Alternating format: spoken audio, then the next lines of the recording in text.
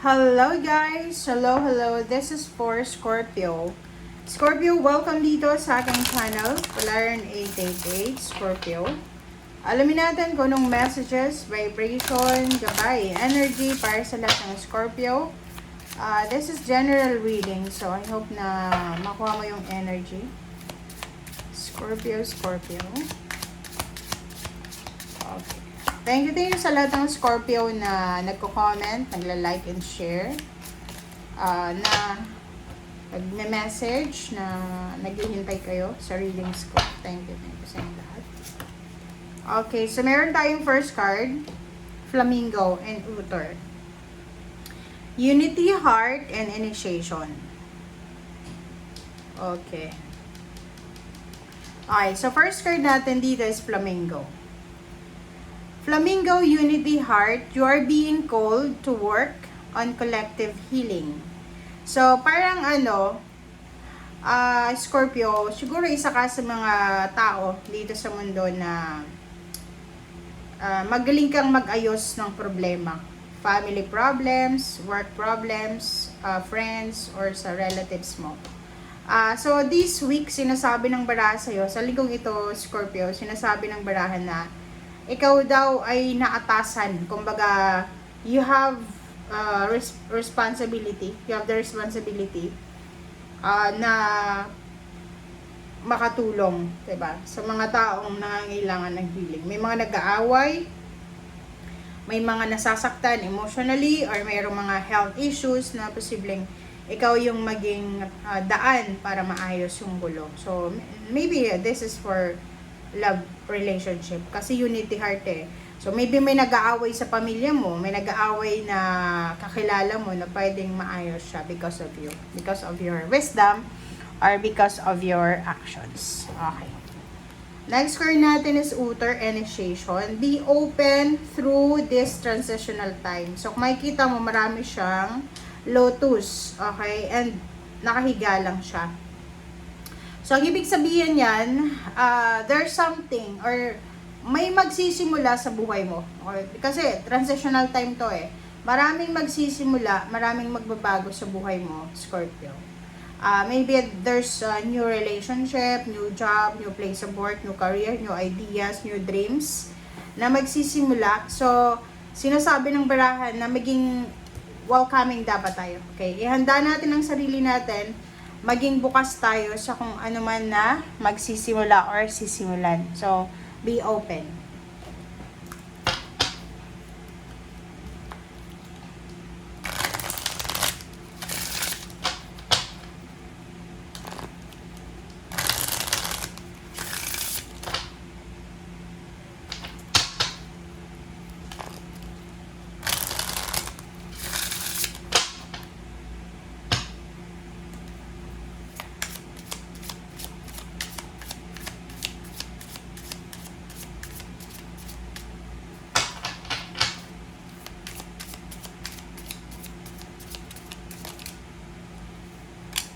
Okay, number 43, number 7.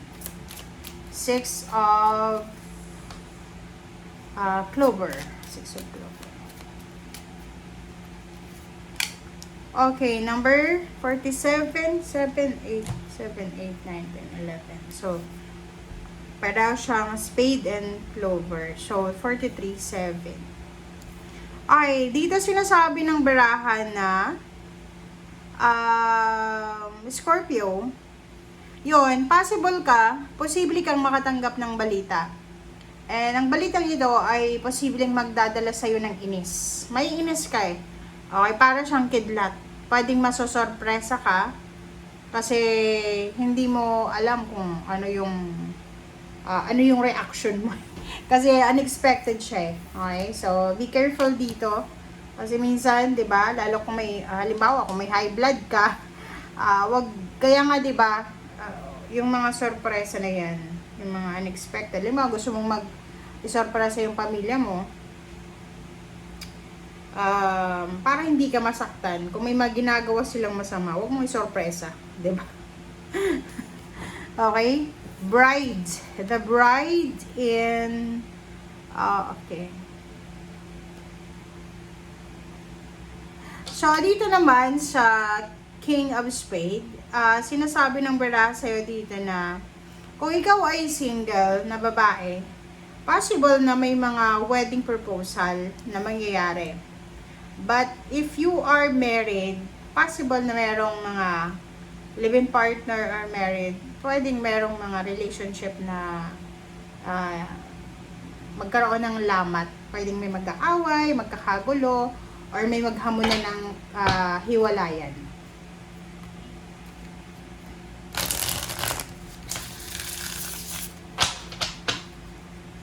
Okay, Scorpio.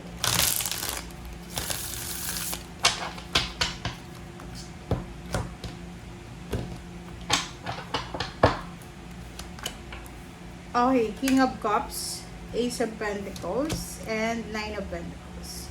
Okay, Scorpio. Nakikita ko sa'yo dito na maybe this is a couple, diba? Mag-asawa, mag-boyfriend, girlfriend, magnanay, magtatay, magkapatid. Kayong dalawa or tatlo kayo or kung ilan man kayong grupo talaga. Posibleng kayo ay makatanggap ng job offer or kung ano man to na possible na gagawin nyo. Okay, so like for example, there's a new beginnings, new job, new career, new relationship na pwedeng siya yung magdala sa'yo ng prosperity and abundance. So like for example, this week may makikilala kang water sign or may makikilala kang earth signs na pwedeng makatulong sa'yo para i-recommenda ka sa trabaho, bagong trabaho, or i-recommenda ka sa isang tao na pwedeng maging daan para magkaroon ka ng relationship or maging karelasyon mo. And pwedeng yan yung matagal mo nang pinapangarap. Diba? So, there's a surprise, okay? There's a surprise manifestation of your financial wishes and financial or emotional dreams sa linggong ito.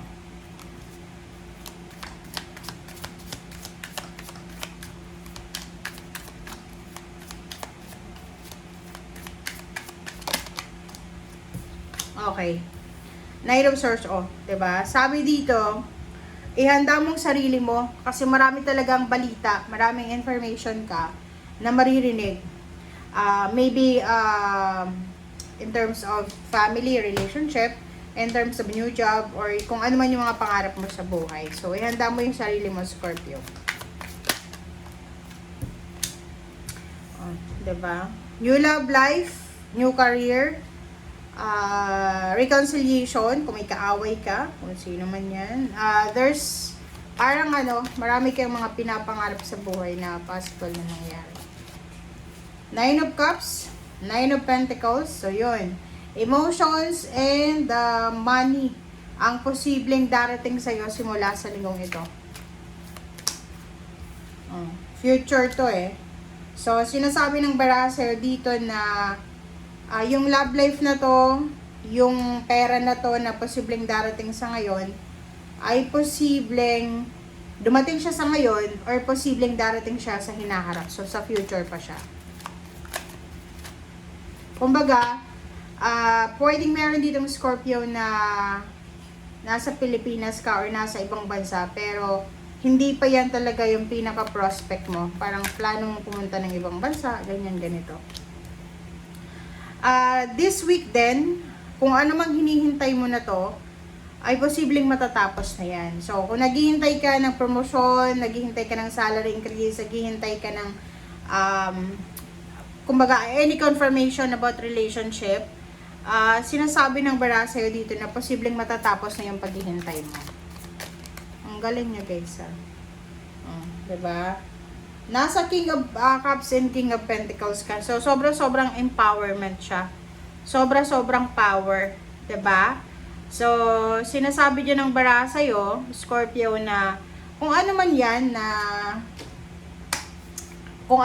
minamanifest mo, ano man yan na pinapangarap mo, ibibigay yan sa'yo sa tamang panahon. Pero this week, parang halimbawa siya, darating siya sa'yo, Page of Wands, future, maybe next month or next year, 2026. Pero ngayon pa lang, na linggong ito, yung parang paparating na bagyo, diba? Diba, paparating na bagyo, pero blessings yung paparating sa'yo. Siyempre, mayroong mga siya, may mga information kung ano yung darating. So, maraming ideas about new relationship, new place of work, new source of income, new source of inspiration na pwedeng magdala sa'yo ng power, empowerment, and strength. Okay? Thank you guys. Bye!